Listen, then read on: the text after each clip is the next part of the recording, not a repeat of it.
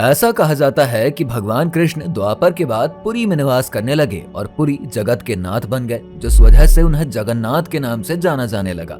और यही वजह है कि आज पुरी को पृथ्वी का बैकुंठ भी मानते हैं। भगवान जगन्नाथ को कलयुग का राजा माना जाता है और ऐसा कहा जाता है कि जब तक धरती पर कल्कि भगवान का अवतार नहीं हो जाता, तब तक मानव जाति की रक्षा भगवान जगन्नाथ ही करेंगे। बड़े भाई और छोटी बहन के साथ पुरी में निवास करते भगवान जगन्नाथ और उनके मंदिर के बारे में आज हम आपको कुछ ऐसी बातें बताएंगे जिनके बारे में आपने शायद ही कहीं सुना हो। जगन्नाथपुरी मंदिर, जिसे हम धरती के स्वर्ग के नाम से भी जानते हैं, यह लगभग 250 मिलियन साल पुराना है। बीतते समय के साथ मंदिर में अलग अलग राजाओं ने कई अलग अलग जरूरी बदलाव करवाकर मंदिर का जीर्णोद्धार करवाया था। लेकिन मंदिर के नींव की कहानी की शुरुआत राजा इंद्रद्युम्न से होती है। जब वो रात में सो रहे थे तो उनके सपने में भगवान विष्णु आते हैं और उनसे पुरी में अपने लिए एक मंदिर बनवाने के लिए कहते हैं। राजा जब अगली सुबह उठते हैं तो उन्हें तुरंत उस स्वप्न का ख्याल आता है और वो पूरी श्रद्धा भावना से जुट जाते हैं मंदिर के निर्माण कार्य में। हालांकि ये काम इतना आसान नहीं था, क्योंकि बार बार समुद्र के किनारे से चलती तेज हवाएं और समुद्र का जल निर्माणाधीन शिला के अंदर प्रवेश कर जा रहा था। लेकिन फिर भी राजा ने हार नहीं मानी और मंदिर का निर्माण कार्य पूरा करके ही माने। उन्होंने भव्य मंदिर का निर्माण तो करवा दिया था, लेकिन अब वो ये जानते थे कि भगवान जगन्नाथ की मूर्ति को वहां पर स्थापित करने और उनके प्राण प्रतिष्ठा की विधियां सिर्फ भगवान ब्रह्मा ही कर सकते हैं। इसीलिए वो इस शुभ कार्य के लिए उन्हें बुलाने जाते हैं। लेकिन उन्हें ब्रह्मलोक तक जाने में कई सदियां बीत जाती हैं और जब भगवान ब्रह्मा उनके साथ धरती पर वापस आते हैं, तब तक कई काल बीत चुके थे और भगवान का भव्य मंदिर रेत के नीचे दब चुका था। सिर्फ मंदिर का ऊपरी टीला थोड़ा बहुत दिखाई दे रहा था। उस वक्त राजा का शासन भी बदल चुका था। तब राजा इंद्रद्युम्न ने उस वक्त के राजा से मदद मांगी और सबने मिलकर मंदिर की खुदाई शुरू करी। उसके बाद जाकर रेत के बाहर से कहीं मंदिर निकल सका था। भगवान ब्रह्मा ने पूरे विधि विधान से भगवान की पूजा करके मूर्ति में प्राण प्रतिष्ठा करी और वापस ब्रह्मलोक चले गए।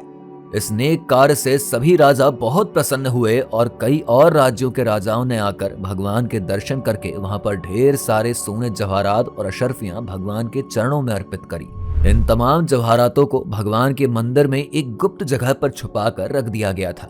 बदलते समय के साथ कई राजाओं ने मंदिर का जीर्णोद्धार करवाया, लेकिन धीरे धीरे भारत में मुगल आए और उन्होंने एक बार नहीं बल्कि पूरे 17 बार इस मंदिर पर हमला किया। इस मंदिर पर सबसे पहले आक्रमण 1340 में बंगाल के सुल्तान इलियास शाह ने किया था, जबकि 17वां हमला मंदिर पर 1699 में मोहम्मद ताकी खान ने किया था। जितनी बार भी मंदिर पर हमले किए गए, उतनी बार मूर्तियों को छुपाया गया था। आज आपको मंदिर के बाहर एक और भगवान जगन्नाथ की झांकती हुई मूर्ति दिखाई देगी, लेकिन अगर आप इसका रहस्य नहीं जानते हैं तो आइए इसके बारे में भी जिक्र कर ही लेते हैं। ये कहानी है भगवान जगन्नाथ के भक्त रामचंद्र देव की, जो कि भगवान के परम भक्त थे। लेकिन उस वक्त तकी खान मुगल शासक भारत आया और उसने जबरन उनसे इस्लाम कबूल करवाकर अपनी बहन रजिया खान का उनसे निकाह करवा दिया। इन्होंने मजबूरी में इस्लाम कबूल करके ये निकाह कर लिया, क्योंकि इन्हें उसकी कैद से निकलकर भगवान की पूजा करनी थी। लेकिन जैसे ही ये जगन्नाथपुरी मंदिर गए, वहां से इन्हें ये कहकर लौटा दिया गया कि वो अब हिंदू नहीं रहे और मंदिर में सिर्फ हिंदुओं को प्रवेश दिया जाता है। लेकिन वो प्रतिदिन मंदिर जाते और उन्हें बाहर से ही लौटा दिया जाता था। ऐसे में एक दिन भगवान जगन्नाथ उनके सपने में आए और उनसे कहा कि जैसा मंदिर में विग्रह है वैसा ही एक विग्रह बनाओ और उसे मंदिर में लेकर जाओ।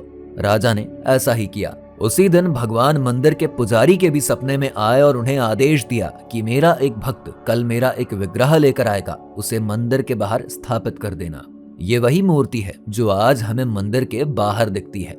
संत अच्युतानंद की लिखी भविष्य मालिका में इस मंदिर से जुड़ी कई भविष्यवाणियां हैं। जैसे कि इस किताब में बताया गया है कि धरती की धुरी बदल जाएगी, जिससे कई भूकंप आएंगे। साथ ही आसमान में 2 सूर्य निकलते हुए प्रतीत होंगे और उड़ीसा जलमग्न हो जाएगा। जगन्नाथ मंदिर जलमग्न हो जाएगा और भक्त भगवान के विग्रह को कहीं और लेकर जाएंगे। कई प्राकृतिक आपदाओं की वजह से धरती पर लगभग 7 दिनों तक अंधेरा रहेगा और इस घटना के होने की संभावना साल 2022 से 29 के बीच बताई जा रही है। वहीं तीसरा विश्व युद्ध भी होगा, जो कि 6 सालों तक चलेगा। चीन के कई बंटवारे हो जाएंगे और भारत देश विश्व गुरु के रूप में बनकर उभरेगा और उसका साथ देंगे प्रभु कल्कि।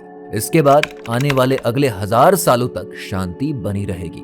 वीडियो पसंद आई हो तो इसे लाइक करके हमारे चैनल को सब्सक्राइब करना बिल्कुल ना भूलें।